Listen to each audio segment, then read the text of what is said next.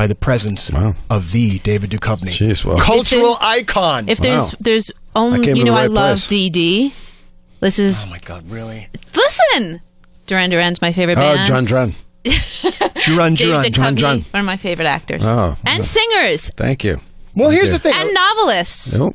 You do it all. Yeah. Renaissance man. Fucking hyphenate. What the hell, man? Polymath. well, let's start with, okay, so your first album came out, 3 years ago? And I remember thinking it was odd that it had taken you so long. No, well, I mean... No, it is, sure. Well, because you just seem like a guy who's musical, but I didn't realize that you'd only recently learned to play guitar. And the funny thing about that is...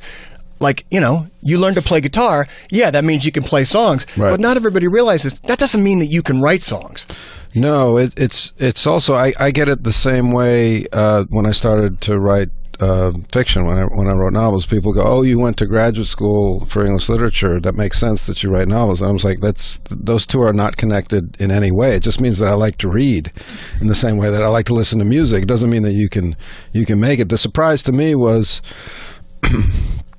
I mean, I'm not a good guitar player. I'm never going to be a good guitar player because I didn't take it up, as a child. And I really do believe that, your brain is a certain way for languages and for music when you're young. And, all the kids, get the music in early.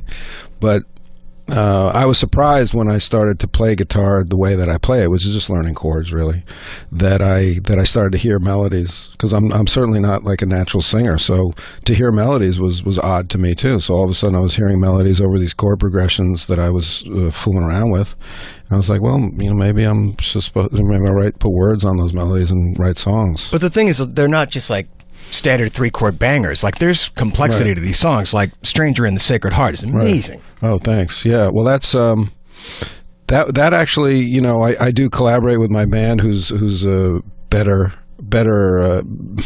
educated musically than I am, and they'll remedy some mistakes that I make, or some strange chord progressions that I'll put in just because I don't know any better.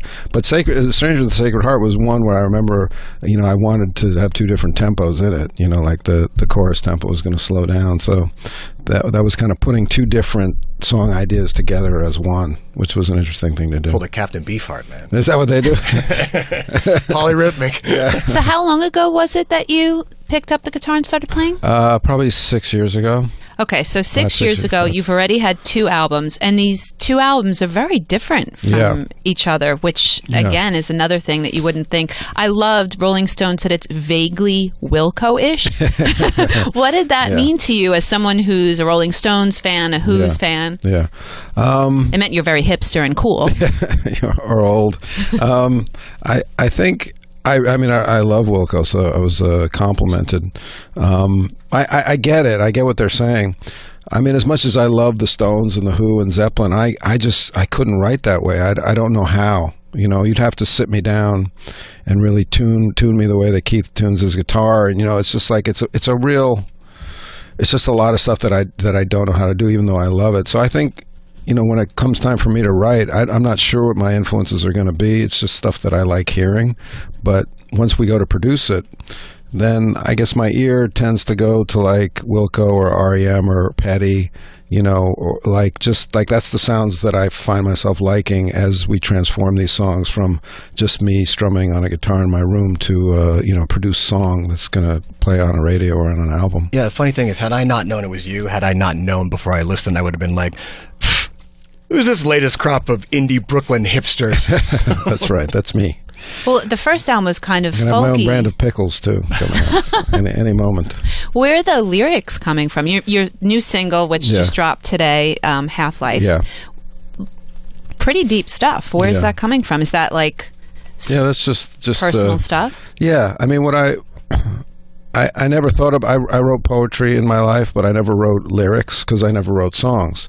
But I always appreciated good lyrics and was always drawn to the difference between a good lyric and a good poem, because a good poem is not really singable because it has to carry all the weight. The words have to carry all the weight. And a bad lyric carries too much weight. And a great lyric just carries the right amount of weight and lets the music carry the rest. And somehow... I kind of intuited that as I started writing lyrics, and I would write differently with lyrics. And I'm also drawn to lyrics that are vaguely personal, but not too personal. not like specific. Personal. Oh, right, because the first line, I'm like, so who has he known half his life? Yeah, exactly. Yeah, my dog. So like flipping through IMDb, it's like, is it her? Is it her? Yeah, exactly. So, the lyrics that I'm drawn to personally are always extremely personal and yet totally vague. Like REM lyrics, I think are beautiful. Bob Dylan lyrics, surreal, beautiful. Leonard Cohen, Lou Reed, all these lyricists. Steely Dan is a big lyrical influence for me, I think, in my head anyway. And they're also funny. It's hard to be funny in a rock song. So cynical. It's hard to be funny. And funny, yes. Well, it's funny. She just mentioned, it's been sort of documented. Some of your influences are, of course, the Stones. I do not love them. Right. But you're a big Ray Charles guy. No, I love Ray Charles, Much like myself. Yeah. Well, I could never, ever try to imitate Ray Charles, either vocally or musically, but I certainly, he's just a pivotal figure in 20th century music, for sure. Especially when he did that country album. Yeah, and that blew people's minds. Yeah. Like, what are you doing? It's like, I'm from the South. What are you, Yeah. Well, that's the kind of thing that I feel like you just decide, okay, so not only have you written novels and now you have 2 albums, so now you're doing the whole rock star thing. You're going on tour. Yeah. So are you going to be playing with your band? Mm-hmm. You're starting in Australia, but you're going to make it here. No, we're just doing Australia this time around, but we've played the West Coast and we played Europe a couple of years ago. So I've done a couple of little tours, no more than like 2 or 3 weeks, maybe. Who comes when you look in the audience? Who do you see? That's what I was just going to say, because Beyonce has the Bayhive and you have the Duchovnys. So I was wondering, what's it like when who comes to see you? I'd rather have the Bayhive. Are they throwing underwear? Don't say that. This is going to air, David. Okay, I'd rather have the Duchovnys. Yes. Give me a Duchovny any moment of the day.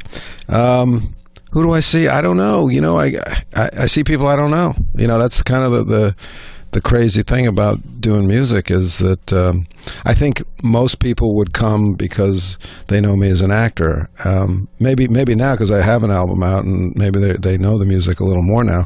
But I don't care about that. I'm not going to card you at the door and make sure that you're here to hear music and not here to see me as an actor. But are you hoping to use the music as a stepping stone to finally get a break as an actor? Yes. Yeah, I'm looking for that. Well, I just do a monologue in between sets.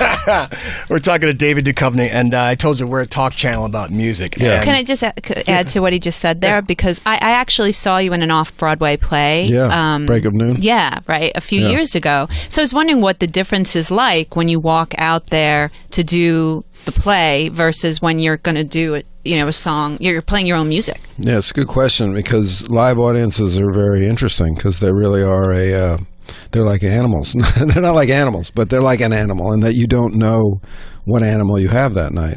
And what I learned in when I was doing Break of Noon, I haven't done a lot of theaters. It's the show was. It was heavy. It was about an office shooting, but it's Neil LaBute, so there's some funny stuff and some tough stuff in it.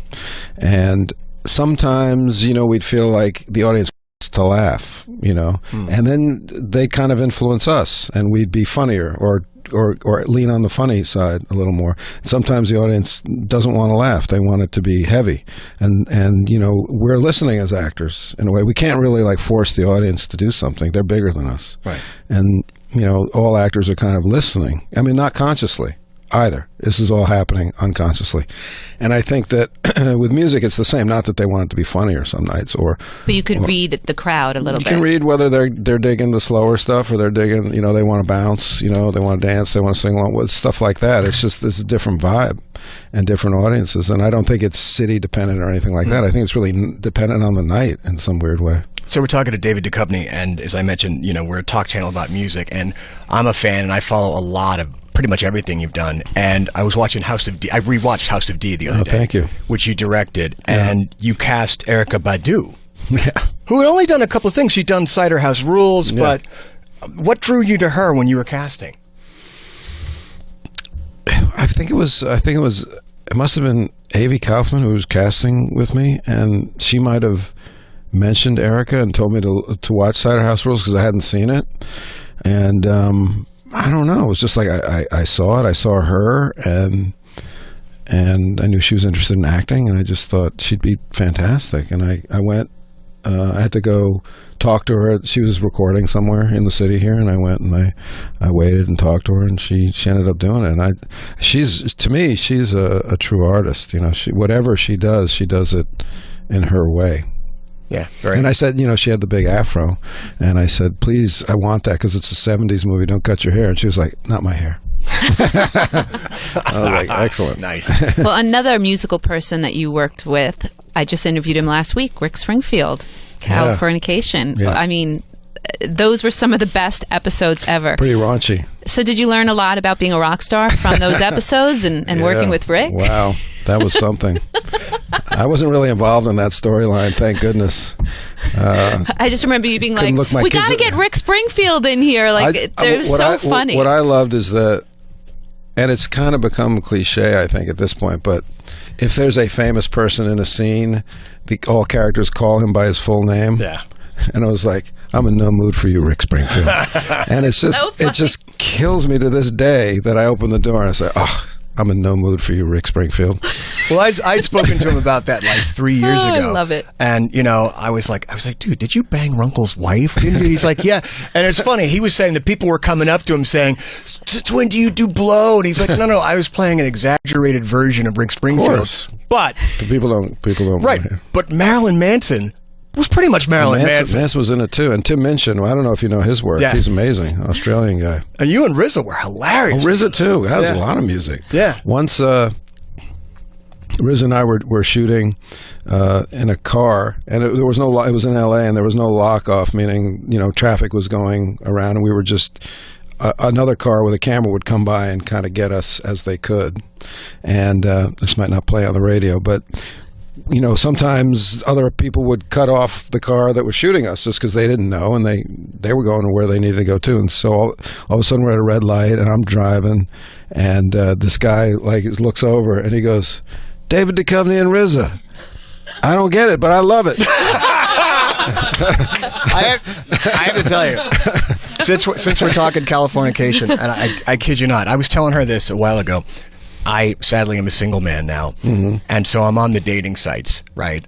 A few of them. And I swear to God, if I had a penny for every time I've seen women saying, I want a guy with a personality like Hank Moody. Really? And I'm like, so in other words, you want somebody... I would have thought it'd be like no Hank Moody's. You want somebody emotionally unavailable who's ultimately going to treat you like shit. Right.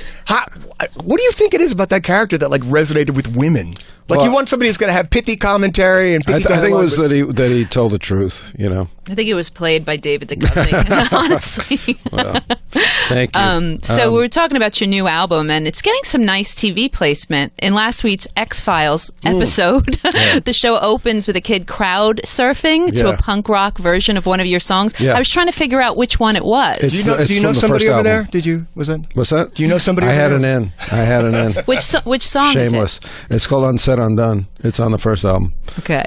It's a pretty rocky song, but they totally punked it up.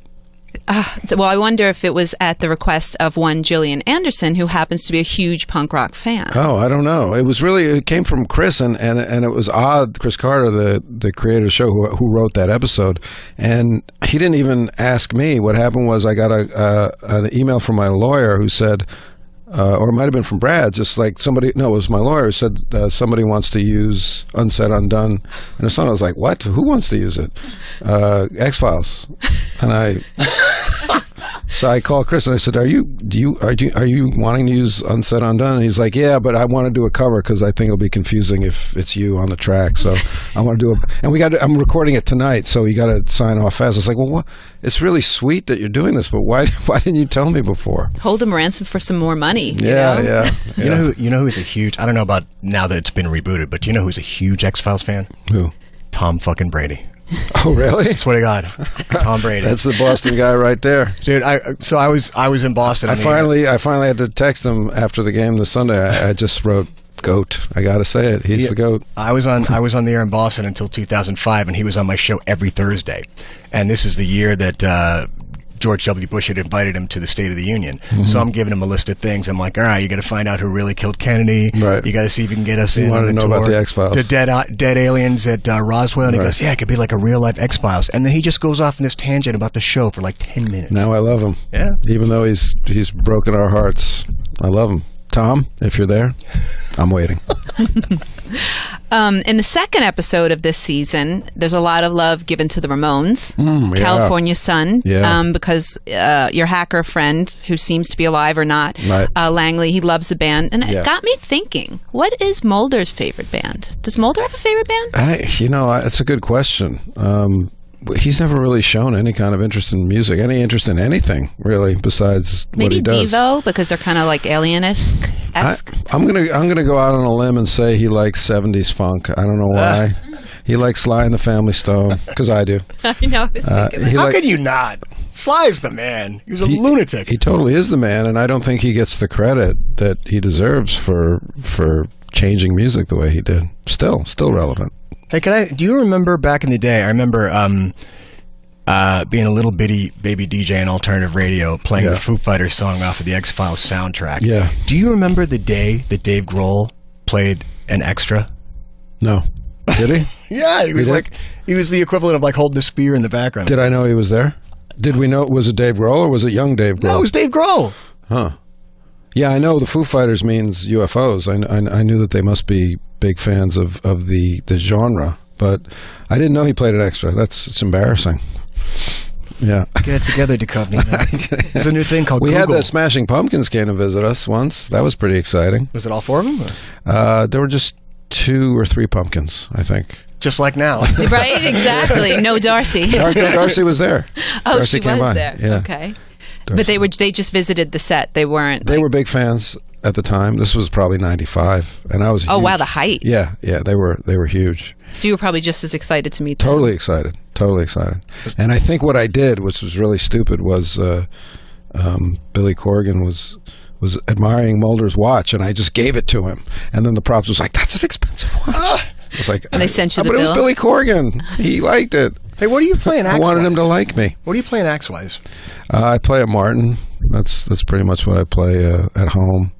When I go electric, I just whatever they hand me. I don't really have an electric, but I compose all the songs on the Martin. I have an old Guild in California. That is kind of like, the latent motif of every third thought. Duchovny goes electric. Yeah, it is. It is a little electric. Yeah.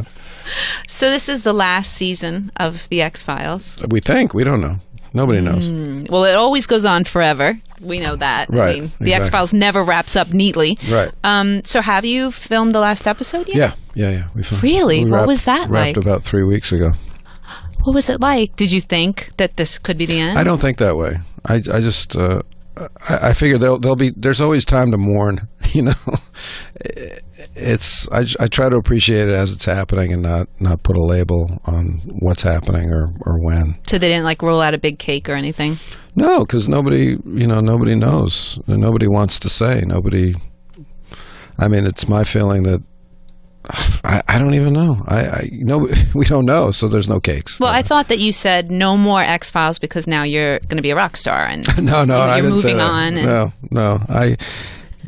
It's been hard to do the show the last couple times we've done it because everybody's so far flung and doing other things, and it's hard to wrangle us. Were you surprised to see it come back? Honestly, I remember when it first started. Back in the day, people forget Fox wasn't even a network. It was 2 nights. Yeah. You guys ushered in the network pretty much. Friday nights. I should take you into when I renegotiate stuff. Yeah, Fox was. I think they were on every night, but they stopped programming at 10. It was like that kind of a thing. Yeah, and they weren't in every household. It was more like a cable network than a fourth network. And I guess we kind of we helped put them on the map. They'd had Married with Children before that, and The Simpsons, I guess. So we were in there. I was watching Playing God again the other day. I love that. Really? You and a young Angelina Jolie. Yeah.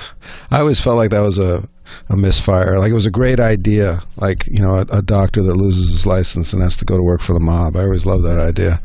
But I didn't feel like we really delivered on the film. That and California. That was some dark shit, dude. It was, yeah. Brad Pitt and Juliette Lewis, Michelle Forbes. Yeah. I think it's a good film. I haven't seen it in a long time though. So you have a third novel coming now, we hear? Yeah, in May. Miss Subways. Miss Subways. Yep. You've been very busy. Yeah. So tell us about this new book. Well, I should get in the habit of talking about it. Even though it's in May, I'm going to have to start having like a really short, concise wrap on it. So I don't have it yet. Well, is it? I'd say it's